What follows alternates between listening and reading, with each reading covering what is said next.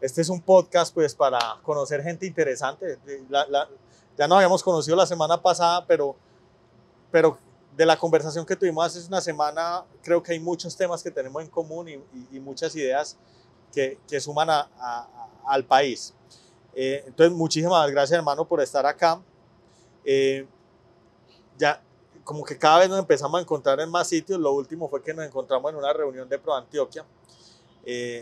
Tú has sido una persona muy popular en Antioquia, ya llevas una carrera política importante. Yo creo que lo primero es que te presentes, que nos cuentes un poco de la historia y ya arrancamos con el debate, ¿te parece? Bueno, Lucas, pues muchas gracias por la invitación. Yo me llamo Daniel Carvalho Mejía, voy a cumplir 45 años, nací en Medellín, crecí en esa Medellín difícil de los 80s y los 90s, me gradué del colegio, después estudié ingeniería civil en la Universidad de AFIT, nunca me gustó, para ser sincero, de modo que para llenar ese vacío fui actor de teatro durante 5 años y eso me permitió equilibrar pues como lo frío de la ingeniería con lo colorido del arte.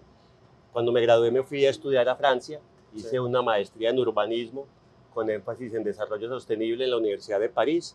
Viví en Francia durante 7 años. Se me pasó comentar que fui soldado también de la patria. Y cuando ¿Qué año? En el 97, 4 del 7.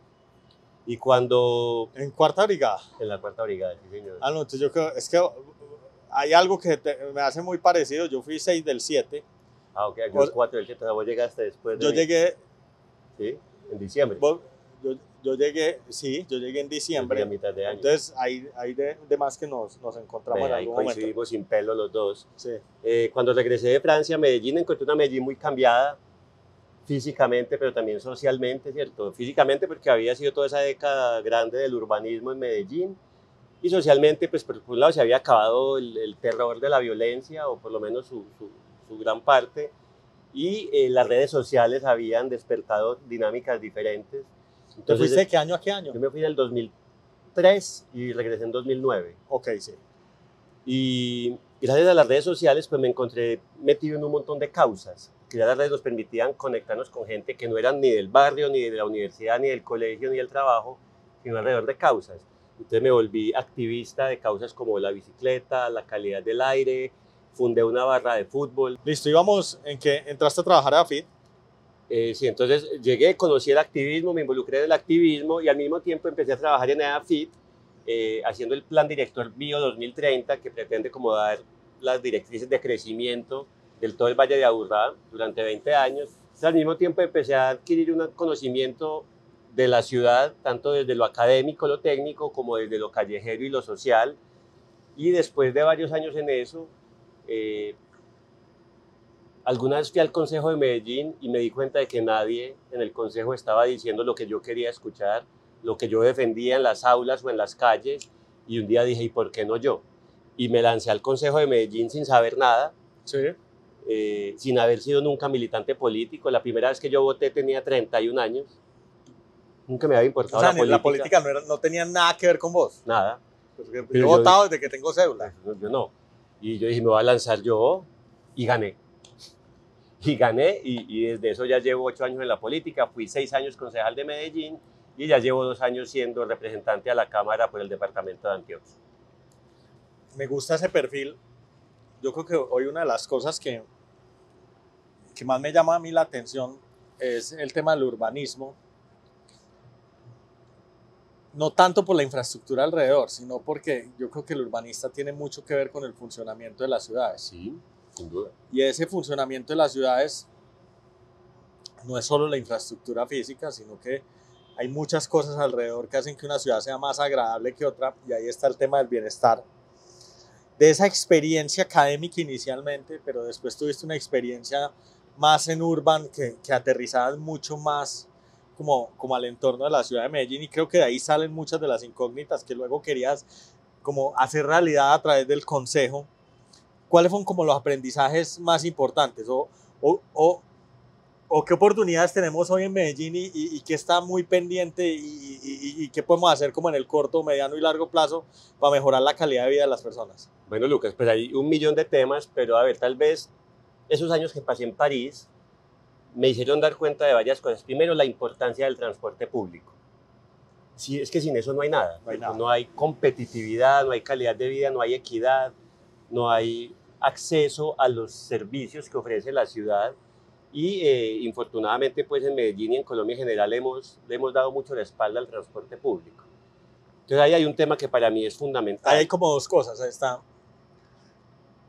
Hay como dos vertientes. La vertiente de los americanos, Que es la del todo automóvil. Todo automóvil excluyendo el transporte público.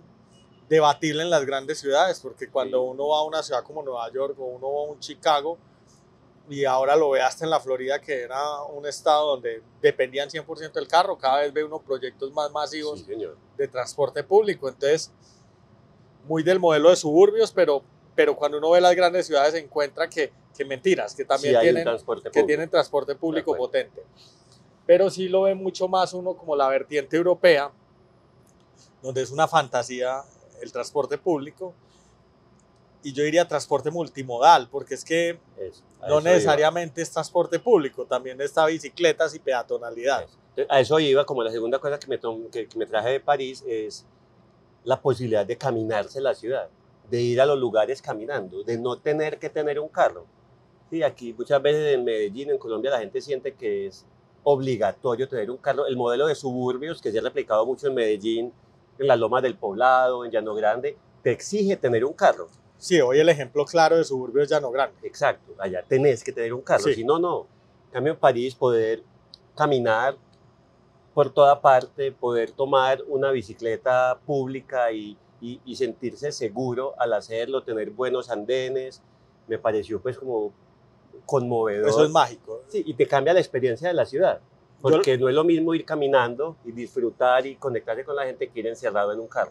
Yo alguna vez en una conferencia, mi perfil no es de ingeniero, ni urbanista, ni nada por el estilo, pero como he estado en este sector tan metido, me ha tocado interactuar como con los temas de urbanismo, y en alguna conferencia lo explicaban de la siguiente manera, y es volver a lo básico y la palabra de bienestar. Entonces lo que describían es volver a lo básico.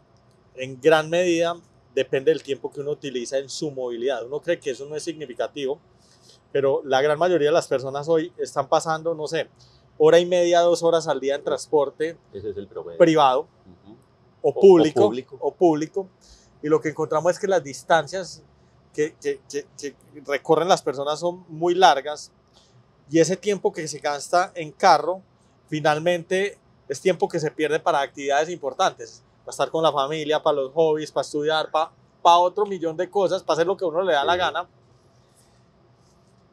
Y por ahí decía que la fórmula, que yo creo que funciona muy bien en los países europeos y en las grandes ciudades americanas, es la ciudad debe ser mixta. Sí. Entonces, en 15 minutos a la redonda, uno debería tener las 6 necesidades básicas: donde comprar, trabajar, dormir, donde entretenerse, donde obtener servicios de salud. Yo creo que eso es muy potente. Sin duda, y esa ha sido la búsqueda de los planes de ordenamiento territorial en Medellín desde hace 25 años, que se hizo el primero, pero no lo hemos logrado, o no del todo. A lo otro que iba de París es la calidad del espacio público, que está relacionado con eso, ¿cierto? Es tener un parque cerca de tu casa, y que alrededor de ese parque haya un café, una librería, una barbería, la panadería, pues te cambia toda la experiencia de la ciudad, y ya casi que te estorba tener un carro. Ya no quieres tener un carro, quieres ir a pie porque tu experiencia es mejor, porque a eso que decías del tiempo que pasamos en el transporte, al tiempo que nos quita para la calidad de vida hay que sumarle el estrés que da. Total. ¿Cierto? ¿Cuánto se estresa uno manejando 1 hora en Medellín? Lo decís, es súper claro. Cuando uno camina, yo no sé si es la circulación de la sangre o qué, pero uno se desconecta temporalmente y llega tranquilo a donde iba. Exactamente. Cuando vas manejando, no, vas acelerado y hay una tensión natural en esa vaina. Entonces ahí hay un cambio. Y finalmente entendí, y voy a esto que mencionaba de la ciudad de 15 minutos, que lo del transporte público, lo del espacio público al final es un modelo urbano. ¿Sí? Es un modelo basado en la densidad. Necesitamos que viva mucha gente junta para que sea viable financieramente un transporte público, y para que la gente viva junta se necesita que haya muchos servicios a proximidad. Entonces tal vez no todo el mundo puede vivir cerca de su trabajo, pero sí puedes tener cerca de tu casa Una estación. La estación de transporte, el centro de salud, la escuela, el parque, etc. Yo creo que ahí decís algo que mucha gente no entiende, y es que la palabra densidad en temas urbanos y en temas de vivienda, pero mucha gente lo entiende como algo negativo. Señor. Entonces la gente entiende que desde la parte ambiental particularmente es mucho más amigable con el medio ambiente, modelos de desarrollo como los del oriente antioqueño, donde uno ve mucho verde, pero es completamente expansivo y lleno de infraestructura y tocar los lotes y hacer movimientos de tierra. La Florida, por ejemplo, terrible. Están invadiendo los Everglades y son casa a casa, suburbio a suburbio y grandes autopistas. Y ese es uno de los temas más importantes. Hay que vender la idea de que la densidad es vital y que la densidad permite pagar infraestructura. Hacer sistemas de transporte público masivos, andenes, parques, tratamiento de aguas, de todo. Sí, de hecho, la densidad, pues en la teoría de la ciudad sostenible, la densidad es una de las primeras, de los primeros principios que hay que buscar. Ahora, ¿por qué peleamos tanto contra la densidad? Porque tenemos la idea, uno le dice a la gente, te invito a comprar un apartamento en un lugar denso. La gente piensa que densidad es igual a caos, a inseguridad, a falta de espacio. Lo que pasa es que la densidad por sí sola no basta. Tienes que acompañarla de unos atributos. ¿Que cuáles son? Son muy obvios. Esto no es pues ciencia rara. Bueno, yo acepto vivir en un lugar denso, ¿sí qué? Espacio público. Si hay espacio público. Seguridad, transporte público. Si hay seguridad, si hay transporte público y si hay acceso a comercios y servicios. Sí. Es la ciudad de 15 minutos.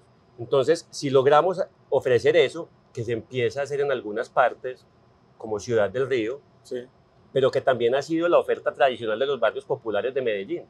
Sí. Quitarle lo del acceso al transporte, que no es tan obvio, pero en un barrio popular de Medellín, la gente va a pie, al colegio llevan los niños, el mercado está cerquita, todo está cerca. Sí, estamos, de esa falsa percepción de que densidad es igual a altura.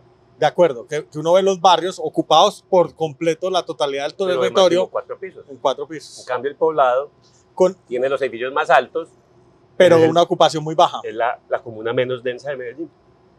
Ah, no jodas, eso está medido. Sí, está medido. ¿Y es la menos densa? Es la menos densa.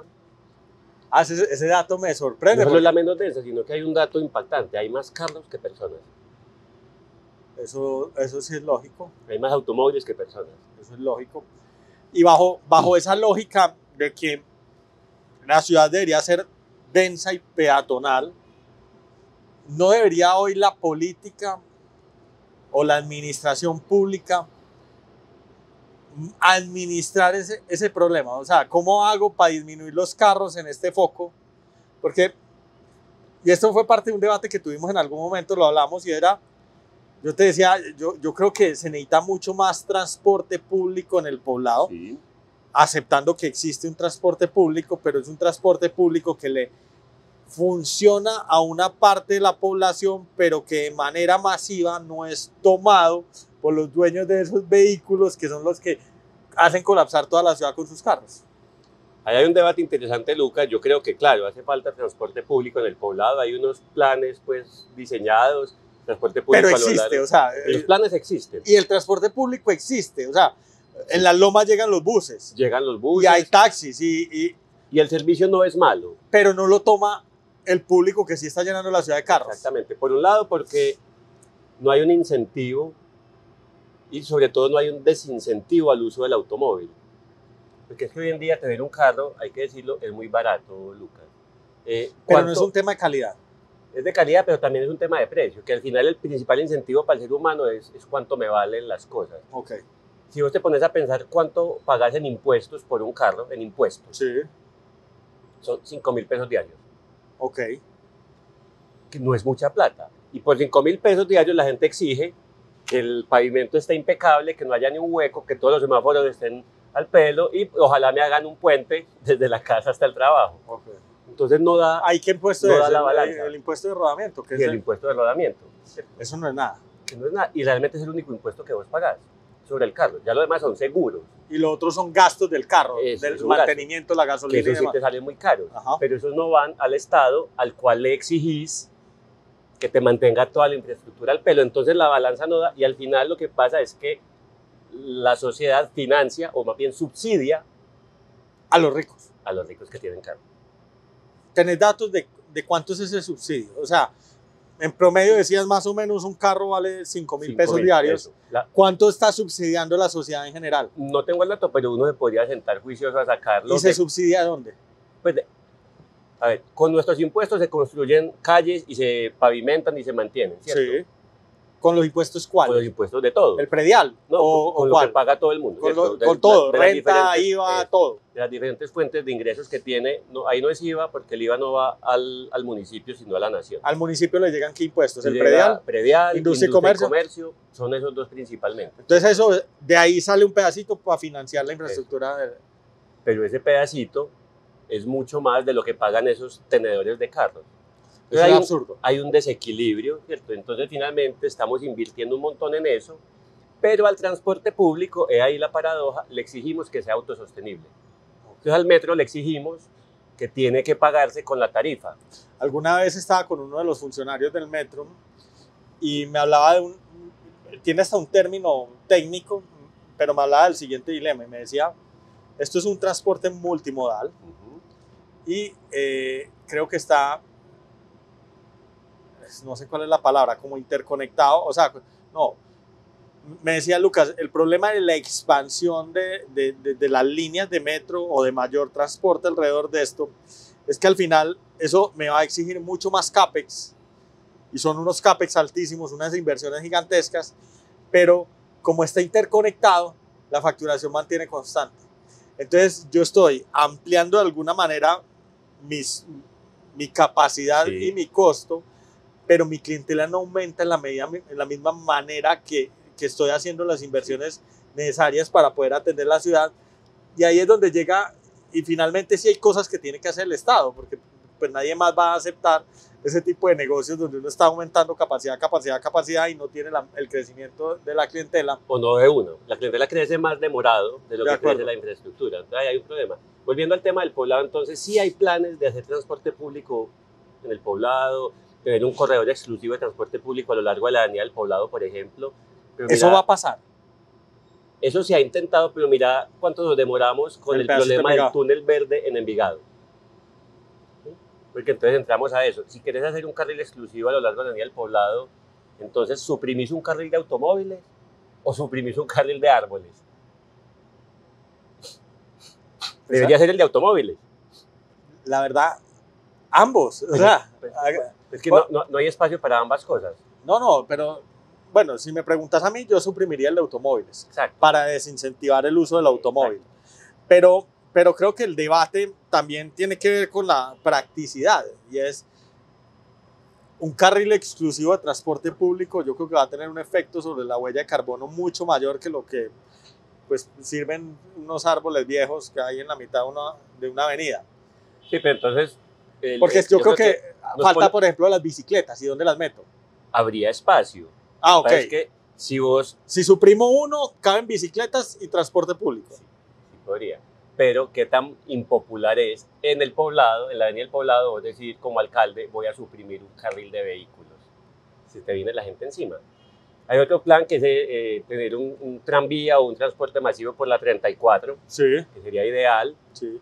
Pero ahora viene lo siguiente, y es la realidad, y es si vos tenés que priorizar, porque no hay plata para todo, entre hacer un transporte público en el poblado, sí, o hacer, por ejemplo, el tren del río, que te permitiría conectar la zona norte y descongestionar la línea A del metro. Sí.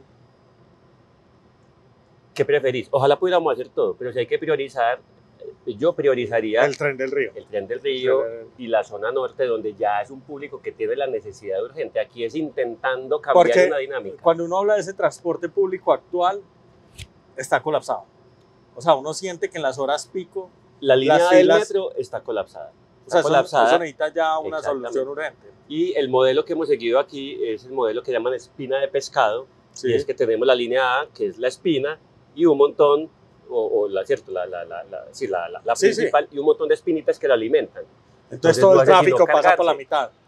Pero entonces, ¿cómo soluciona el tren del río que va paralelo? Porque el tren del río, pues, Da más capacidad, Da pero, más capacidad. pero es el mismo eje. Da más capacidad. La otra solución que también está buena es el metro del 80.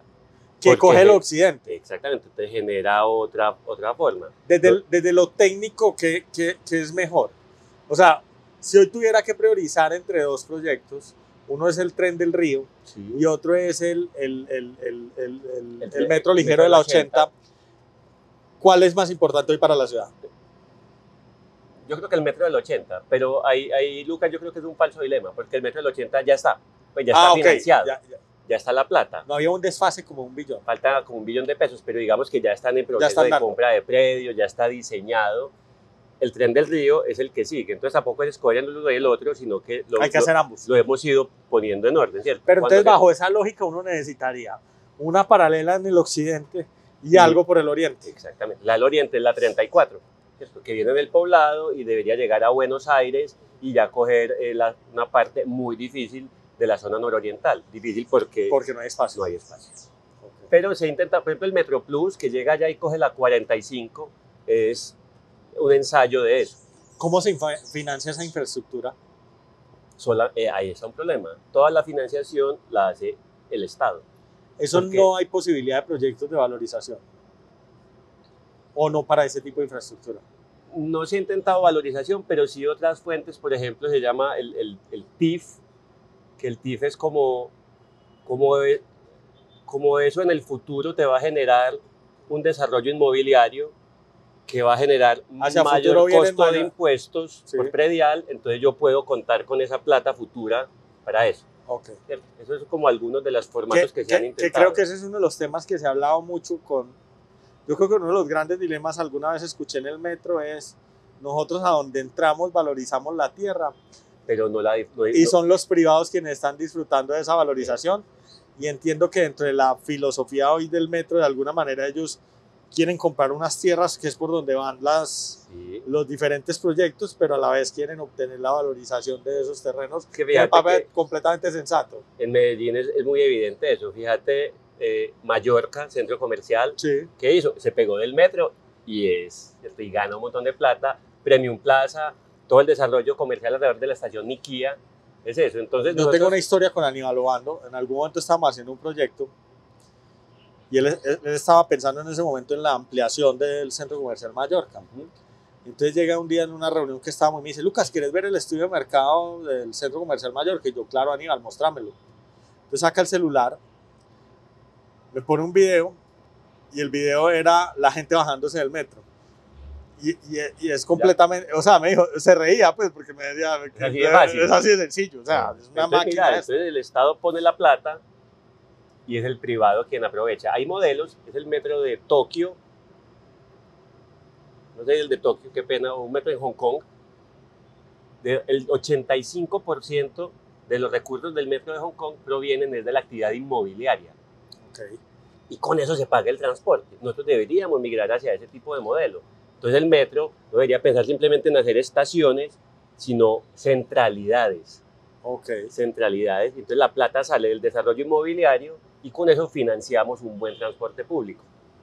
Ahí hay un tema y es que para poder generar más plata, esas zonas donde hay afectación del transporte público, de esos grandes proyectos, por ejemplo un proyecto como el del Río, debería cambiar la norma de las zonas aledañas para tener una mayor utilización, sí, para poder generar mayores prediales, nuevo desarrollo inmobiliario y generar un fenómeno que la gente toma muy negativo, que es la gentrificación, pero pues realmente, decime si no aplica. O sea, acabo de pasar una estación y pongo una estación de metro aquí, esa zona debería tener un boom de desarrollo nuevo que permita, sí, pues pagar la infraestructura, generar valorizaciones y generar nuevos prediales. Dos cosas ahí. Primero, el POT ya contiene eso. Si vos ves, el último POT, a lo largo, por ejemplo, del corredor del 80, definió ese corredor como un corredor de alta mixtura. Sí. Entonces, por un lado, nos permite tener actividades diferentes a la residencial, sí, y por otro lado, elevó muchísimo los índices de construcción y de densidad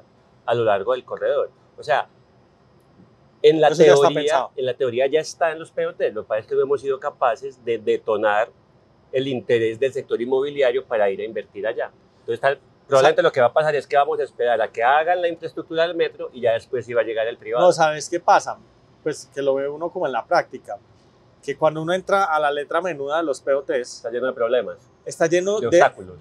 de restricciones que tienen explicación teórica, pero son obstáculos que al final impiden que el privado meta la que el plata. privado meta la plata. Entonces, hay que quitarle fricción a los POTs. Hay que dejar que pueda actuar más Yo también creo que estamos el privado. excesivamente llenos de normas y sobre todo que hay un montón de normas que igual no se cumplen. Entonces, todas las normas relativas a la sana mezcla de usos no se cumplen. Entonces, muy linda la sana mezcla de usos, qué rico tener comercios a proximidad, pero si el comercio es una licorera que te pone música hasta las 3 de la mañana a todo volumen, yo ya no quiero mezcla de usos. De acuerdo. Y la norma está, el problema es que no la hacemos cumplir. De acuerdo. Pero uno de los grandes problemas que hay en la ciudad de Medellín tiene que ver con el tema de espacio público. Creo, no me sé el dato, pero entiendo que hay alrededor de 3-4 metros cuadrados de espacio público por cada habitante. Y entiendo que en el mundo se maneja un estándar, digamos, como sano de algo superior a los 12 metros. 15 la OMS recomienda 15 metros cuadrados. Sí. ¿Cuál es la solución a eso? Bueno, te voy a decir dos cosas al respecto. Primero, yo como urbanista, inicialmente perseguía mucho el indicador. Okay. Ay, tenemos que aumentar y aumentar el indicador. Necesitamos parques por todos lados. Eso. Y claro, se necesita más. Pero, digamos, el trabajo y la realidad me ha hecho evolucionar hacia cómo estamos utilizando el espacio público que ya existe. Okay. Porque ¿para qué parques si van a estar vacíos? ¿Para qué parques si no hay una oferta cultural y comercial que invite a la gente? ¿Para qué parques si al final nos da miedo ir porque nos atracan? Hoy es más parque, el centro comercial es el Tesoro. Este es el problema. Entonces la gente, que la uva al frente. Que la gente finalmente, ¿dónde va? Al centro comercial, que se ha vuelto el espacio público, que no es público, de mucha gente. Entonces, me parece loable la idea de construir más parques. Parques del Río es un muy buen ejemplo. Mi gran proyecto de ciudad es cerrar el aeropuerto La Herrera y convertirlo en un gran parque. Y tiene una ventaja que es en el medio de la ciudad. Exactamente, y que nos permitiría densificar la ciudad alrededor de eso. Es que Medellín no tiene hacia dónde más crecer. Nos toca redensificar y ojalá redensificar alrededor de espacios públicos. Entonces, bacano buscar mejorar el indicador, pero sobre todo deberíamos tener un indicador de apropiación del espacio público. ¿Cómo se logra esa apropiación? Con contenido comercial y cultural. O sea, hay que meter a los privados nuevamente. Sí, pero también al sector público. Es decir, Secretaría de Cultura debería mantener una programación permanente en los parques de la ciudad. Cuando yo estaba peladito en el Parque Laureles, me acuerdo, había todos los viernes noche de bolero. Mis papás me llevaban a escuchar boleros y eso era lleno de señores escuchando boleros. Hoy en día no hay nada que hacer en el Parque Laureles, para ponerte un pequeño ejemplo. Ahora el privado también, ¿cierto? ¿Cómo el privado llega ya a hacer una oferta comercial? Porque si no la hace el privado, la va a hacer el informal. Okay. Si en un parque no hay nada que comprar, pues alguien va a llegar y va a montar una chacita sin pagar impuestos y sin cumplir ningún requisito. Pasa todos los días. Entonces es mejor poner al privado a hacer una oferta comercial seria. Ahora decías, mi proyecto más importante es acá al aeropuerto. Me parece que es un proyecto de ciudad gigantesco, sí señor. ¿Qué estás haciendo al respecto? A ver, llevo... ¿Cuál es el plan? ¿O hay un grupo que esté enfocado 100% en sacar el aeropuerto? Llevo 5 años con esto. Entonces, eso es un proyecto de largo plazo. ¿Por qué? Sí. Porque el aeropuerto Olaya Herrera es el tercer aeropuerto más importante del país. Sí. Después del Dorado y el José María Córdoba es el que más tráfico aéreo tiene. Sí. Tal vez... Que tiene una lógica y es que estamos rodeados de montañas y un montón de municipios que hay que ir a visitar en avión. Eso. Y no solo municipios antioqueños, sino por ejemplo el Chocó depende muchísimo del aeropuerto Olaya Herrera. Primero necesitamos poder absorber todo ese tráfico en otra pista, en otro aeropuerto. Que pensaría uno que ese tráfico también depende mucho de un tema que discutíamos ayer en ProAntioquia, que tiene que ver con las autopistas, con las vías 4G. 4G, parte de eso. Sí. Porque uno pensaría que cuando se finalicen esas 4G, algunos de estos municipios van a quedar tan cercanos que ya no necesitan que avión. No van a necesitar avión. Pero en todo caso hay un tráfico muy importante de los Olaya Herrera que tiene que ser absorbido, no podemos simplemente eliminarlo. Entonces para eso se necesita una segunda pista en el José María Córdoba.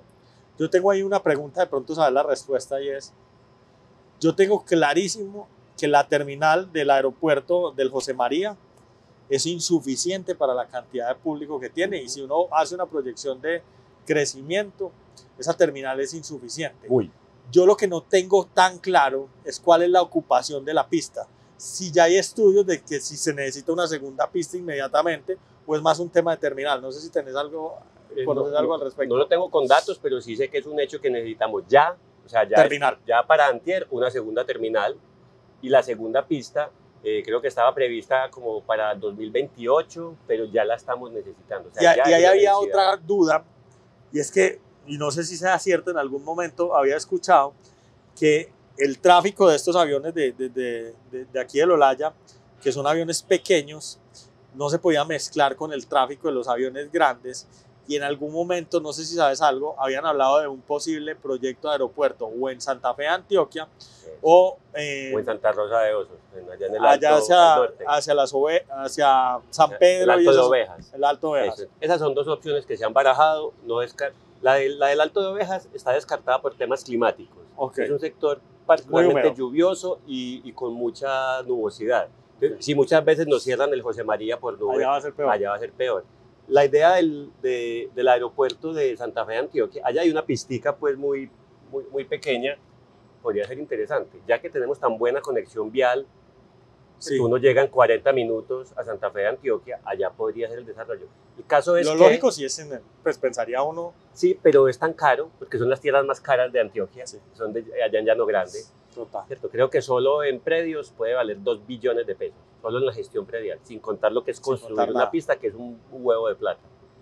El caso es que necesitamos desplazar el tráfico a otro lado.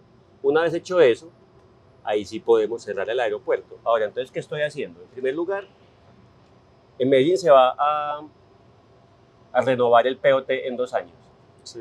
Esa es la ocasión para que la ciudad tome la decisión, porque hemos estado postergando la decisión. Eso no es un nuevo POT, es una modificación del actual. Nunca es un nuevo, siempre es la revisión del POT. Okay. El POT se revisa, nunca es... Eso es lo que se hace cada 10 años. Cada 12 años. 12 años. El último fue en 2014 y en esa discusión básicamente se hicieron los locos con el tema del aeropuerto. No quisieron meterse en un tema que es espinoso. Hoy, ¿cómo es el ambiente político respecto al aeropuerto? Yo veo que hay mucha gente que está por conservarlo y otra gente que está en contra. ¿Quién se opone? ¿Quién se opone? De que se opone, eso más como... No es un gremio en particular. O sea, no son... No sé. Hay unas escuelas de aviación que se oponen. Pero eso no es el público. Eso. Hay un público que es el público, digamos, regional que usa ese aeropuerto, que se oponen, pero es que ellos no van a quedar sin aeropuerto, van a quedar en el José María. De acuerdo, pero hago una pregunta. Cuando uno piensa como en la totalidad de los paisas que viven en el Valle de Aburrá, que son los que más se van a ver afectados por eso, ¿sentís que hay un sentimiento de impopularidad a que se mueva ese aeropuerto? ¿O la gente...? Yo lo que he sentido es que hay ganas de eso. Hay ganas de eso. Ahora, lo que pasa es que a mucha gente le da miedo que lo cerremos es para construir. No, eso sí es absurdo. Pero hay que aclararle a la gente que eso nunca estaba pensado, que esa zona del aeropuerto está dentro de la estructura ecológica principal de la ciudad, es decir, ahí no se puede construir, y que la familia que donó ese terreno hace 80 y pico de años dejó claramente estipulado que ese lote solo podía ser destinado al aeropuerto o actividades culturales, recreativas o ambientales. Okay. Entonces, nadie ha dicho que eso se va a construir. Jamás se va a construir. Ahora, ¿dónde sí se va a construir? Alrededor. Claro. Porque el aeropuerto lo que ha hecho es limitar la posibilidad de crecimiento en todo el sector de Guayabal y de cono Belén. De aproximación aérea. El cono de aproximación. Entonces, si no queremos urbanizar las montañas, si no queremos que siga habiendo desastres urbanísticos como lo que pasa en Sabaneta, ¿dónde más vamos a construir? A lo largo del río y alrededor del aeropuerto. Te hago una pregunta. Dentro de las personas que se podrían, pues que estén en contra de volver eso un parque, ¿existe la posibilidad que sean intereses ocultos de mafias o pues no sé, ese aeropuerto en algún momento era el centro de distribución de negocios muy oscuros? ¿Eso todavía será así o eso no? El aeropuerto, por su carácter regional, también funciona mucho como un lugar al que llega la minería antioqueña, ¿cierto? Sí. El oro llega por ahí. Cuánto sea legal y cuánto sea ilegal, no sé decirte. Y no sé si sean ellos los que yo pongan. Nunca he visto... Pues eso no ha sido un tema que ha salido... Entonces, al final, ¿yo qué creo que hay que hacer? Hay que lanzar la discusión pública, hay que decirle a la ciudadanía, vea, hay una idea de cerrar el aeropuerto. No es para construir ahí sino que ahí debería haber un parque, el estadio del Deportivo Independiente de Medellín, para que me vuelva a cancelar, ¿cierto? Puede haber esta famosa arena para eventos que nos está haciendo falta y que no hay dónde acomodarla. En Medellín, No, viene en ahí se Sabaneta. inventaron una en Sabaneta, bacano, bacano, pero hay necesidades de la ciudad que todo podría caber en ese parque. Total. El aeropuerto equivale a 10 veces el Jardín Botánico de Medellín. Imaginémonos. Y pues, muy bien ubicado. Muy bien. Entonces, imaginémonos en un contexto de cambio climático, de una ciudad muy densa, con problemas de calidad del aire, una ciudad cada vez más caliente y con déficit de espacio público, todo lo que podría aportar. Ahora, la decisión no la tomo yo, no la tomas vos, no la toma el alcalde, debería ser una decisión de ciudad, que deberíamos empezar a lanzar la discusión. Y yo le he propuesto a la alcaldía que hagamos como unos pilotos de ocupación. ¿Qué tal si un día, un fin de semana, se cierra el aeropuerto? E invitamos como cuando vino el Papa. Sí. Y la gente, que haya actividades una vez al año. Es decir, cómo podemos ir mostrando que ese lugar puede ser otra cosa. Igual que te apropias de las vías para la ciclovía, ¿por qué no tomar la pista del aeropuerto para ir? Son proyectos demostrativos. ¿Qué tal si? ¿Qué pasaría si este lugar fuera destinado a otra cosa? Y eso puede ir sensibilizando a la opinión pública. Y un día podemos hacer, no sé, un referendo o una consulta popular para que sea la ciudadanía la que vote. Daniel, una pregunta. Ahora hablábamos de que la densidad era positiva. Sí. Pero también hiciste un comentario donde Sabaneta es un desastre. Sí, pero no por la densidad. No, esa es justa la pregunta. Vale. ¿Qué falló en el modelo de desarrollo de Sabaneta?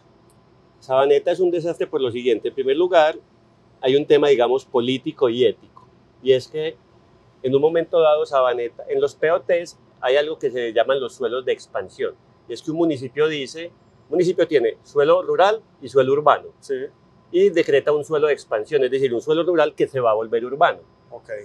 En el caso de Sabaneta, decretaron un suelo urbano gigantesco, más grande que un suelo de expansión más grande que el suelo urbano actual. Y curiosamente, todos esos predios eran de un señor que era exalcalde. Okay. Entonces, un predio rural convertido en urbano, su precio se dispara por 10 o 20 o 50 veces. Sí. Entonces, hay un tema ético. Pero más allá de lo ético, entonces decretan un suelo urbano en el que cabe más gente de la que ya vivía en Sabaneta, es decir, es un exabrupto, y además en unas lomas muy, muy empinadas, donde ponen unas densidades que no corresponden a la topografía. Exactamente, a la topografía. Vos no puedes hacer mucha densidad en un lugar tan empinado. Entonces, ¿qué tienen? Tienen unos problemas de accesibilidad, sí, porque hay unas pequeñas vías veredales donde de repente montás unos edificios de estrato 4, donde hay un carro y medio por apartamento. Entonces, hay un problema de movilidad, hay un problema de suministro de agua. Servicios públicos están públicos por encima de la cota, entonces tenés edificios grandes sin agua. Hay un montón de edificios que quedaron sin empezados, agua, sí, con tanques, que están empezados. Y le llevan carrotanques. Eso, o que nunca pudieron terminar. Eso es como se llaman, no me acuerdo cómo se llama de proyecto, que son feos además. Entonces, las cagaron. Es que no sé cómo más decirlo. No, yo te entiendo. Entonces, no es bonito, no es ecológico y no es funcional. O sea, tiene positivo, que tiene una densidad alta, pero es que el sitio no tenía las capacidades para soportar esas densidades. Exactamente. En algún momento yo recuerdo contratamos una gente que nos asesoró en un estudio y decía que eso se llama un desarrollo bajo macrocefalias. Esa fue la manera en que lo describían. O sea, un crecimiento gigantesco. Eso. Y decía, es tal el colapso en cada una de esas macrocefalias, porque identificaban como 5 puntos en Sabaneta, que decía, la gente que vive en esos 5 puntos tiene que solucionar su vida alrededor, porque es que no hay forma de movilizarse. Eso lo entiendo. Ahí se ve el error. Y además había pero ahí genera un debate grande, y es el siguiente. Y es, estamos en un área metropolitana de la cual Sabaneta hace parte. Sí. Uno no debería tener la potestad de planear un municipio de manera independiente de un área metropolitana. Bueno, hay varias cosas, Lucas. En primer lugar, hay una incoherencia de parte del mismo Sabaneta con respecto a su propio POT y a la planeación urbana de la ciudad. Porque dicen, llevamos 20 años diciéndolo, que hay que crecer hacia adentro. Sí. Que hay que crecer en el corredor del río. Sí. y que hay que cuidar las laderas. Sabaneta, entonces, al mismo tiempo, decía eso en su POT, pero creció fue hacia las laderas. ¿Dónde está la necesidad de densidad? Y ya por lo menos está apareciendo. A lo largo de la avenida Las Vegas, Sí. ya están empezando a haber desarrollos inmobiliarios, Sí. que además no son únicamente residenciales, sino que son mixtos. Tienen comercio de primer piso, hay andenes mejores, hay una ciclorruta incipiente, pero la hay. Pasa el bus, está cerca la estación del metro. Sí, definitivamente lo que uno ve en la zona plana de Sabaneta Eso es lo que debió haber pasado. es muy distinto a lo que sucede en las laderas, siendo un error todo lo de las laderas y pensando en esa ciudad de 15 minutos hiperdensa, hiperconectada, todo lo que está sobre el eje, el río, es muy positivo. Entonces, si todos esos 50 edificios que se hicieron en las lomas de Sabaneta se hubieran hecho a lo largo de la avenida de Las Vegas, sería una chimba, sería un vividero bacanísimo. Entonces lo hicimos al contrario. Ahora, también hubo algún tipo de complicidad por parte de la autoridad ambiental que finalmente tiene que dar el visto bueno para los POT de los municipios. Entonces, ahí hay un tema que no se ha esculcado, pero ¿quién les dio permiso para que ese POT autorizara esas? Ahora, hay algo que es real, y es que finalmente todos esos proyectos se dieron porque Sabaneta aprovechó, ya sé para dónde vas, y supo entender que había una necesidad de casas o de apartamentos, de vivienda gigantesca en el Valle de Aburrá, que creo que lo entendió Bello, que creo Sabaneta, que lo entendió Sabaneta. Y la estrella un poquito. La estrella un poco, pero Medellín le dio la espalda a la producción de vivienda. Y hoy, yo no sé si has visto el dato, 70% de la producción de vivienda era antiguamente era Medellín. Y ya es al contrario. Y ahora es al revés. Y hoy estamos creando la ciudad de las tres cabezas, Bello, sí, Sabaneta y el oriente antioqueño. Que de todo, a mí lo peor me parece el oriente antioqueño porque... Es otro tema más difícil. Porque suburbios. Es dependencia absoluta del transporte público, del transporte particular. No veo el empleo. No lo hay, el empleo está en Medellín. Y la dependencia a unas vías colapsadas para poder unir el oriente antioqueño con creo que describiste muy bien todo el problema. A ver, el caso de Oriente es particularmente difícil y además tiene un problema de agua.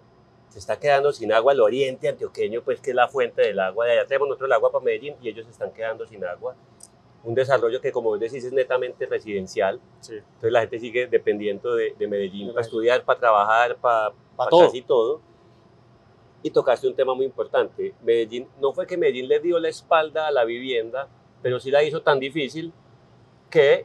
Sí, no era la intención. La intención era hacer buena vivienda, pero se convirtió en algo tan restrictivo que terminó volviéndose una barrera y espantó la vivienda. Ahí hay dos cosas. Yo creo que hay una competencia, digamos, desleal entre municipios. Sí. Porque como Medellín se puso, digamos, juiciosa a cumplir con los preceptos de la ciudad sostenible, crecimiento hacia adentro, limitemos el crecimiento en la ladera. Te la pongo fácil. Cálculo de obligaciones urbanísticas en el municipio de Medellín y el resto de municipios. Aquí es mucho más difícil, es mucho más costosa. Y además, mientras Sabaneta decretó, no sé, 70 hectáreas de suelo de expansión, Medellín puso 3 o 5, un pedacito nomás por allá. Entonces, ¿la plata para dónde se fue? Para dónde es más fácil yo no entiendo cómo funciona esa entidad área metropolitana. Pero es puro desconocimiento, pero uno no debería hacer un POT de Medellín. O sea, por esto que hablamos, me parece que uno debería hacer el POT del Valle de Aburrá. Eso ya existe.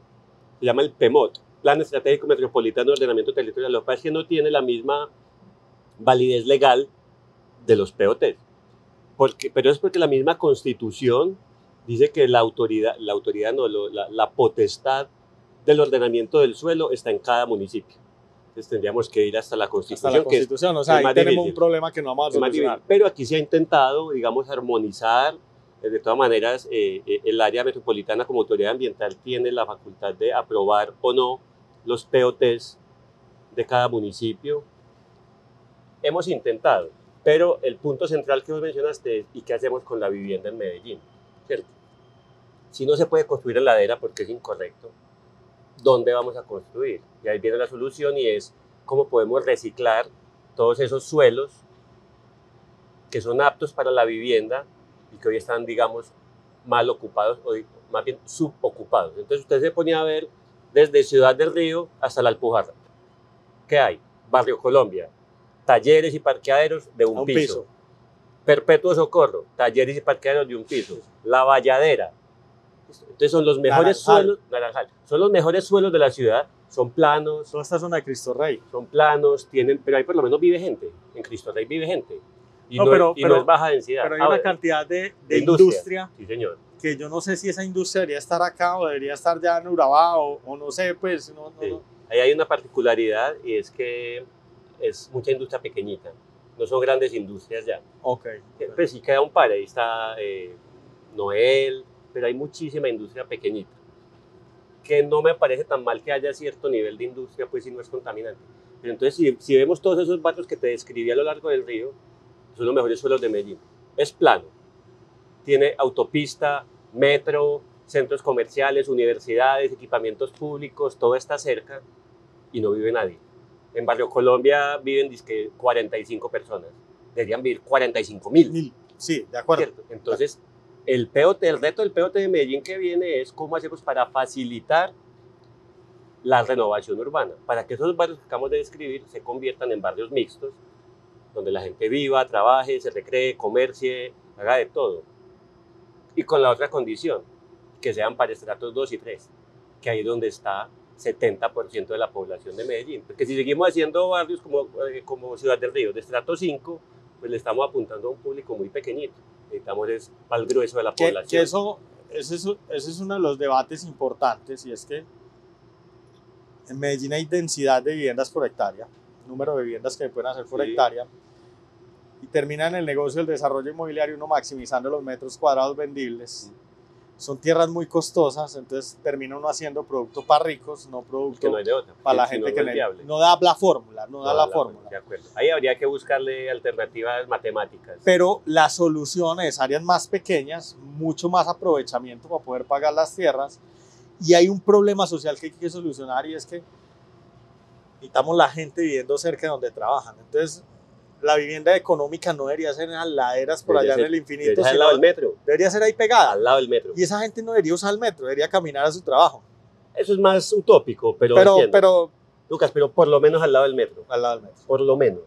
Eso es lo Ven. básico. Hoy hay una palabra de moda que ha generado mucho debate, por la cual a mí me bravean cada 8 días. La gentrificación. La gentrificación. Me dicen que yo soy el mayor gentrificador de esta ciudad. Yo todavía no he podido entender por qué, porque yo creo oferta de vivienda, entonces antes estoy proporcionando Sí, solución a sí, esta es vaina. ¿Qué pensás del fenómeno? ¿Cómo Bueno. interpretás el fenómeno? ¿Por qué coge tanto ruido y cómo ves el fenómeno? Hay diferentes términos incluso, ¿cierto? Yo creo que, a ver, gentrificación se entiende más como un proyecto inmobiliario que desplaza a los habitantes tradicionales de un sector porque encarece los precios. Yo creo que no es el caso de Medellín. Primero porque lo que está pasando aquí no se debió a un proyecto, no hubo una intención de que sucediera eso. Lo que está pasando aquí, yo intenté luchar más, poner el término de turistificación, pero al final no me iba a quedar enredado en el debate semántico, entonces listo, llamémoslo gentrificación. Lo que está pasando aquí es que Medellín se volvió de moda, se llenó de turistas y de estos llamados nómadas digitales, que no son turistas, gente que viene aquí a vivir 1, 2, 3, 4, 6 meses, y ante la poca producción de vivienda que hay en Medellín, que ya la mencionamos ahorita, y una cantidad de gente que llegó con mucha más plata a ocupar viviendas, pues tergiversa los precios, aumenta los precios. Pero varias cosas. En primer lugar, esas reacciones tipo Yankees Go Home son sumamente estúpidas. Porque te voy a poner un contraejemplo.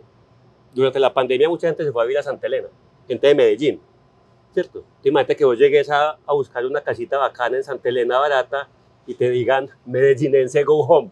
Yo no sé si fuiste vos, pero alguien me decía eso, el proceso de gentrificación más grande es el oriente antioqueño, Sí. donde llegó toda la gente de Medellín y sacó a los campesinos. Exacto, y pues, o sea, siempre que uno va y alquila una finquita barata para pasar un fin de semana con amigos, entonces estás gentrificando. Sí. Entonces creo que ahí hay que bajarle pues como a este señalamiento xenofóbico hacia el extranjero. Segundo, yo creo que hay que saber entender que hay una oportunidad en el turismo. Sí. Entonces, claro, si la gente viene y necesita alojarse, ¿por qué más bien no vemos cómo fomentar más vivienda destinada al turista? Sí. De estos apartamentos tipo Airbnb. Sí, es que, ¿sabes qué? Ahí decís una cosa súper importante. En Colombia, los debates terminan en regulación y restricción. Y nunca se piensa en la solución real, que es aumentar la oferta. Pues para mí es eso. ¿Cómo hacemos para aumentar oferta de vivienda turística y oferta de vivienda residencial? Y yo hay algo en que lo que difiere un poco contigo, como expresas las ideas, y es que tú arrancas como si el centro del problema fuera la llegada de tantos extranjeros. Y yo no creo que sea así. Yo creo que el problema real, pues, y podemos diferir. Es el déficit de vivienda. Yo creo que el problema real es el déficit de vivienda. Vale. Entonces te lo voy a poner de otra manera. Por algún estudio que leí, entiendo que se crean 45.000 nuevos hogares en la ciudad de Medellín al año. Suena mucho. 45.000. Entiendo que dentro de esos hogares parte es desplazamiento de otras regiones, como ciudad capital, pues somos un polo de atracción. Y entiendo que dentro de esos era una cifra superior a 10.000 hogares año. Adicional que se deprecian hogares, o sea, hay hogares que hay que reponer, las condiciones de ciertos hogares se destruyen y demás. Y cuando uno ve, y no es el dato exacto, pero cuántos son las ventas de vivienda, porque uno debería pensar más bien cuánto es la producción de nuevos hogares, pero no es un dato que tengo, sino el dato de cuántas viviendas se venden en el Valle de Aburrá. Terminamos el 2023 con alrededor de 21.000 hogares. Entonces lo que uno encuentra es un déficit del 50% que se acumula año a año, que se acelera particularmente ahora con el tema de tasas de interés, y que uno está viendo en la realidad es no hay inventario ni para alquilar ni para vender. Entonces yo creo que el problema real es producción de vivienda. O sea, hay que tomar políticas urgentes en la producción de vivienda y alivianar la demanda sobre la vivienda. ¿Qué es alivianar la demanda sobre la vivienda? Ve, hay gente utilizando las viviendas como hospedaje. Entonces, ¿cuáles son las políticas para incentivar la creación de hoteles, la creación de Airbnbs? Estamos de acuerdo. Cuando la gente le echa simplemente la culpa al turismo, están ignorando dos cosas. Primero, lo que acabas de describir es el déficit impresionante de producción de vivienda en Medellín. Entiendo que la producción de vivienda en Medellín per cápita es la mitad de lo que se hace en Bogotá y en Cali. Entonces, es un tema de oferta y demanda. Si no hay suficiente oferta, el precio sube. Y segundo, pues compañeros, todo ha subido de precio, ¿cierto? Estamos con una inflación anual de 10, 12%, hace un par de años, todo sube y la vivienda no se escapa. Pero sí estoy de acuerdo, la solución de todo esto, la principal es cómo vamos a crear vivienda, pero masivamente y en los lugares que son. Entonces, renovando a lo largo del río y viendo cómo podemos redensificar en los barrios populares, donde una casita de 2 pisos se puede volver un edificio de 5 pisos. Y ahí invito a ver el proyecto de Argos con Maluma, que es bastante bueno. Daniel, una pregunta. Hemos hablado mucho de urbanismo y de la ciudad de Medellín. Tú actualmente ya no estás en el consejo, estás en la Cámara y eres representante de Antioquia en el Senado realmente. Hoy, ¿qué proyectos, porque hablamos mucho de Medellín, pero cuáles son los proyectos que estás liderando? O cuáles son como, listo, voy a estar allá 4 años.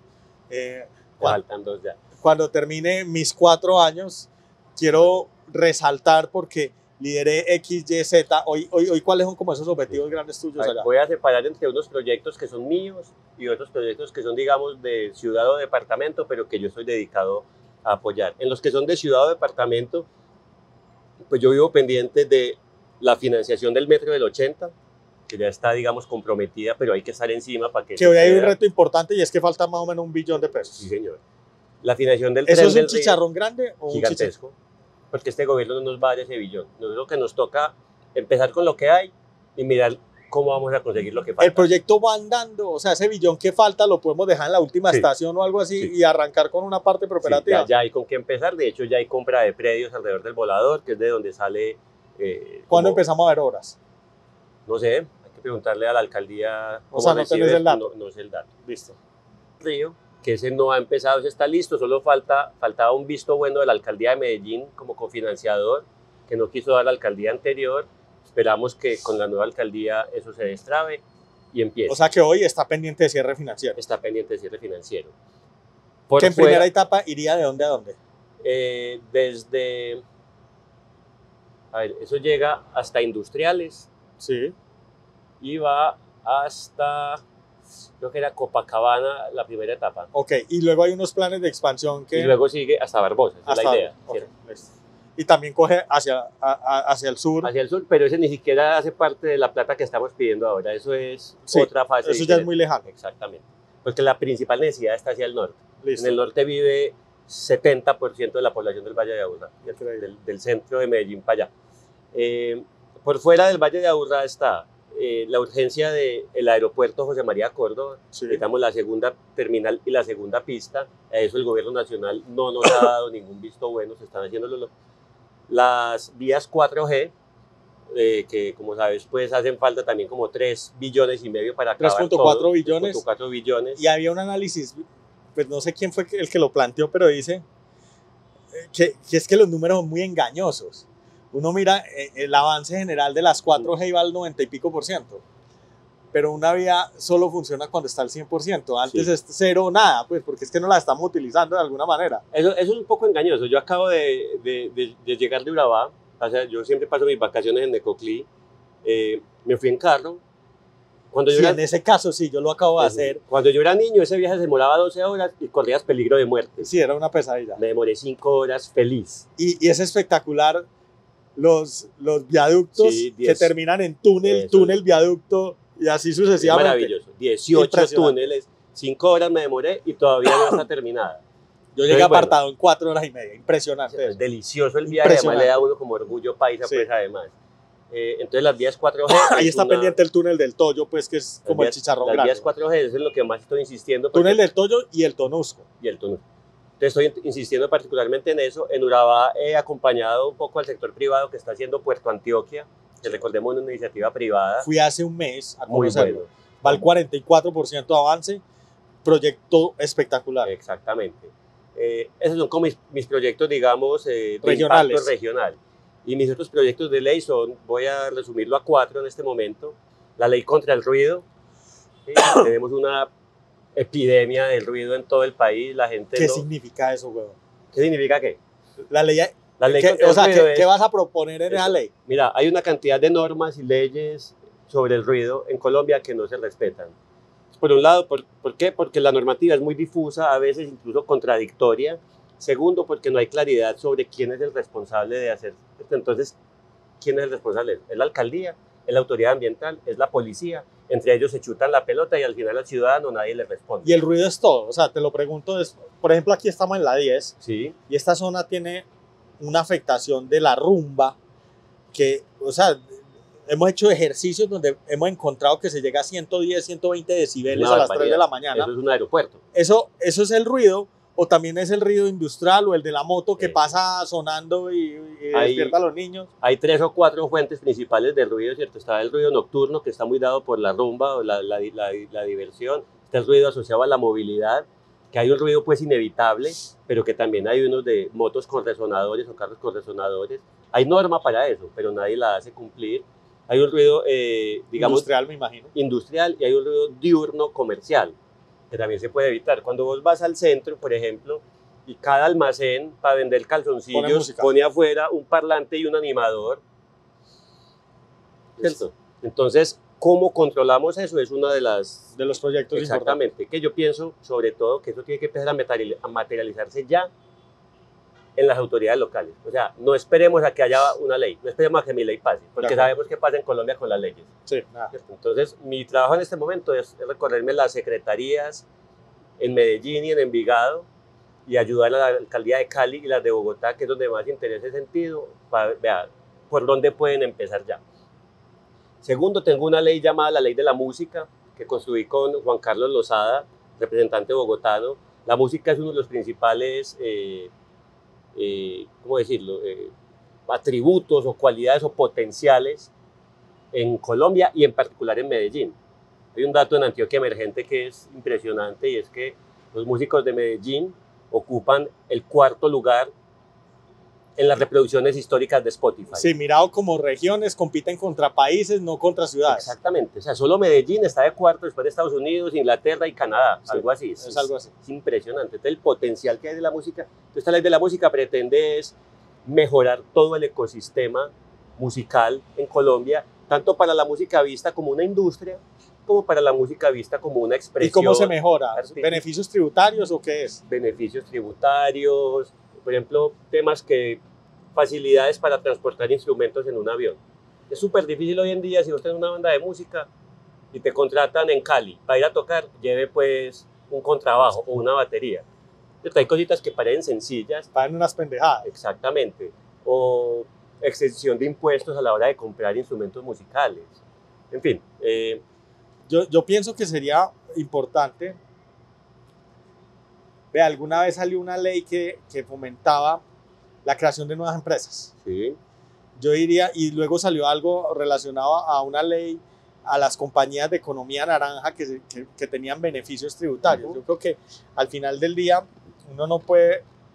uno debe apoyar a los que son exitosos en cada industria, y creo que beneficios, por ejemplo, al impuesto de renta tiene efectos muy positivos en esa industria, y hay unos áreas de la música que son los que realmente tienen impacto general, Sí. porque son los que tienen los estudios, los que saben promocionar a los artistas, porque al final hay que encontrar un equilibrio económico. Claro. Pero sí debería haber un tema tributario para esa industria. Lo hay, está pensado. Y además hay que entender algo. Y es música y cine, porque entiendo que hay... Cine es hay otra ley, que es una ley que ha servido mucho en Colombia, que es la ley del cine, que ya tiene 20 años. Mira lo que pasó con esa ley. A partir de incentivos tributarios, Colombia pasó de hacer 3 largometrajes al año, 3 a 70. Hoy en día Colombia hace 70 películas al año. Es que entendía que ya éramos potencia en el tema de películas. Exacto. Por eso es que todo esto que llamamos industrias creativas, hoy en día es más importante que la exportación de café en Colombia. Impresionante. Por ahí hay un proyecto que salió a la luz con la campaña de FICO, que es, pues yo creo que Un distrito cinema. Distrito Cinema, que lo está promocionando Sí. mucho José Cardona de Polígonos, Sí. que me parece una idea interesante. Ese valdría la pena discutir más al respecto, porque el sector audiovisual de la ciudad no es que se sienta muy identificado con eso. Pero bueno, merece profundizar. ¿Te has sentado con José? No. ¿Te lo presento? Sí, claro. Porque favor. está muy motivado, y Polígonos, oye, es una empresa que arranca de cero y son unos berracos en videojuegos y tecnología. Muy bueno que lo conozcas. Y además, pues a mí me parece que las industrias creativas en Medellín son el principal potencial. O sea, el futuro de Medellín debería estar muy enfocado en eso. Porque es que hay que entender algo. No es plata para Maluma. ¿Cierto? No, es de acuerdo. Detrás de Maluma está el que graba, el que toca, el del afiche, el que baila. No, y está la promoción de la ciudad. Exactamente. Es que el derrame que trae para la ciudad es impresionante. Cuenta el reggaetón de esta ciudad está de moda. Hay una cadena de valor impresionante detrás de las economías creativas. En su momento era el tango. Y después el chucuchuco, y después el rock, ahora es la música urbana. Y ahora tomamos fuerza con la música popular. Entonces yo le creo mucho a eso. Ese era el tercero. Esa es la ley de la música, esa es la segunda. La segunda. Tengo la ley de ciudades verdes. ¿En qué consiste? Todo el tiempo nos estamos quejando, preocupados por la deforestación del Amazonas. Súper grave la deforestación del Amazonas. Pero resulta que en Colombia, 70% de los colombianos vivimos en ciudades. Sí. ¿Y quién está hablando de la deforestación de las ciudades? ¿Quién está hablando de la reforestación de las ciudades? En un contexto, de nuevo, cambio climático, sequías, inundaciones, isla de calor. Entonces, lo que le aporta, y además estamos en el segundo país más biodiverso del mundo. Entonces, ¿cómo vamos a hacer para que las ciudades sean más verdes? Para que haya más árboles, más espacios verdes, más parques, más muros verdes, más terrazas verdes. Eso tiene que tener unos incentivos. Yo ahí tengo un debate con vos. Yo estoy de acuerdo. O sea, entiendo el efecto que tiene la ciudad verde sobre la temperatura, la calidad de vida y todo. Tengo una crítica sobre el hacer del día a día. Como empresario, yo siento que nos ven como que siempre quisiéramos actuar de mala fe, y no hay una actuación de buena fe. Y te lo voy a poner con un ejemplo, que es el de los árboles. Cuando yo voy a hacer un desarrollo inmobiliario, hay que hacer una tala de árboles generalmente. Generalmente en los lotes hay árboles. Y hoy hay que hacer un trámite que se llama el trámite de aprovechamiento forestal ante la autoridad ambiental. Ante la autoridad ambiental, y hay que ir a contratar a un tipo experto que levanta el inventario, que hace el trámite, y uno termina tumbando los árboles. Eso llega a un punto que se vuelve como una burocracia absurda. Entonces te lo voy a poner un ejemplo real de un lote. Había un lote donde había 5 naranjos. 5 naranjos feos y chiquitos. todo el trámite con asesores, con todo, costó 25 millones de pesos. Debería existir una fórmula donde yo tengo que compensar eso, yo tengo claro, pero yo con 25 millones de pesos hubiera sembrado una cantidad de árboles gigantesca. Si me hubieran aceptado, pues si existen mecanismos más prácticos, ese trámite dura hoy un año y es una locura. Entonces, estoy completamente de acuerdo en eso, pero deberíamos buscar mecanismos prácticos para que las cosas pasen.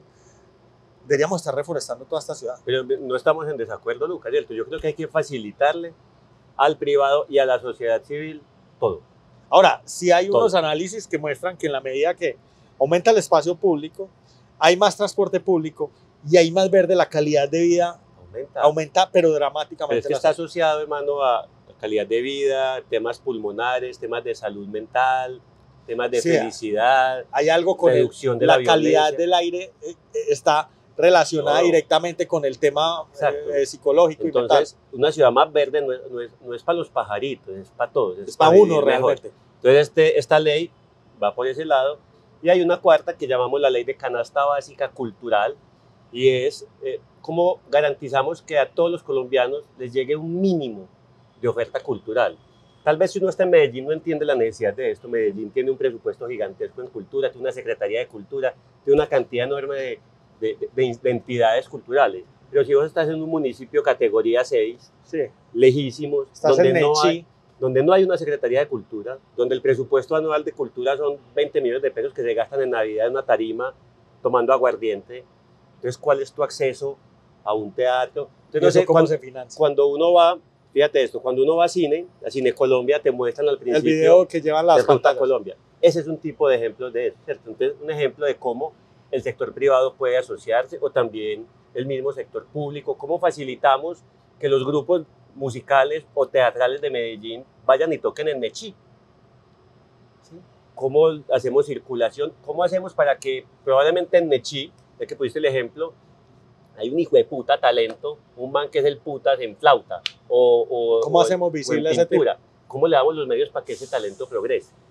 Esa es la búsqueda, y esos son los 4 proyectos de ley que estoy avanzando en esta legislatura, que termina a mitad de año. ¿Cuál crees que va a ser el más probable de esos? Yo a todos les veo cara. O sea, yo soy muy estratégico en eso.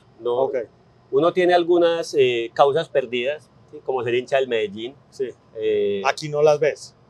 En estas 4 no. Mis causas perdidas allá han sido el tema más relativos a las libertades individuales, el tema de la regulación del cannabis, de una política de consumo responsable de sustancias legales o ilegales.